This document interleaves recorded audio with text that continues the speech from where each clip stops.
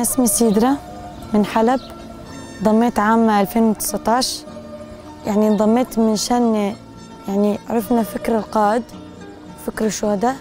لهذا الشيء انضمينا من شان تحرير المرأة من الجنسية الذكورية. يوم بعد يوم راح تتحرر المرأة أكثر، راح تعرف ذاتها. وأتمنى من كل مرة إنه تناضل بهذا الشيء وتحرر فكرة من الجنسية الذكورية وتنضم للياباجي مشان تعرف حالها. لما كنا مثلا بالبيت قبل ما ننضم كان ما لنا آراء، لهيك لما انضمينا الرفقات ياخذوا آرائنا بكل شيء. صرنا نناضل، صرنا نقاوم، صار عندنا شجاعة ونقدر نحكي ونقدر نواجه الاحتلال التركي. وهلا نحن بدنا نكسر الاحتلال التركي اللي عم يشرد العالم، بده يكسر المرأة لأن شاف عندها مقاومة، بده ياخذ أملاك الشعب. نحن عم نناضل مشان هذا الشيء، نحن والرفاق كلياتها. رح نضل نقاوم لآخر نفس بحياتنا وما رح نستسلم، ولا أي رفيق فينا رح يستسلم ولا أي رفيقة. وأتمنى المرأة تفهم هذا الفكر وتحلل فكر القائد اللي عم يعطينا إياه. كثير نحب بعضنا بين الرفيقات، نحب حياتنا. نتمنى نعيش أكثر كمان.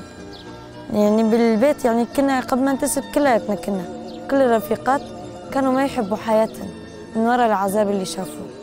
أما هلا الرفيقات عم يتقدموا أكثر، عم يشوفوا حياتهم، عم يعرفوا كيف كانوا عايشين وهلا كيف صاروا. عم يقاوموا أكثر مشان هذا الشيء.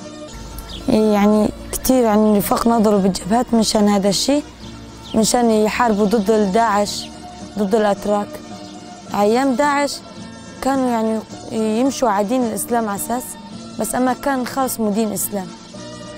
كانوا ما يخلوا يدين يطلعوا، كانوا ما يخلوا صوت يطلعوا للمرأة، بس أما الرجل كان مسموح له كل شيء.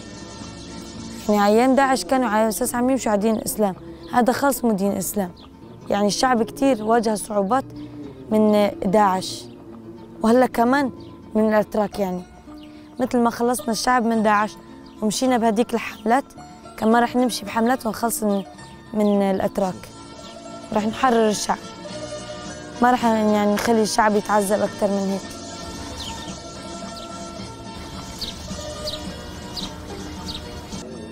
رح نضل نمشي بالجبهات، وأتمنى من كل مرة عربية، كردية، سريانية، من وين ما كانت، ذات هلا ما في تفرقة.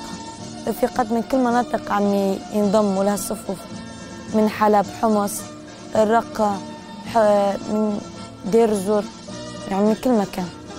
أتمنى من كل مرأة لهلا لسه ما انضمت بين هاي الصفوف، أتمنى لها تنضم وتعرف ذاتها، تعرف نفسها إنه هي قدها الإمكانية مشان تحرر الشعب، مشان تحرر أرضها.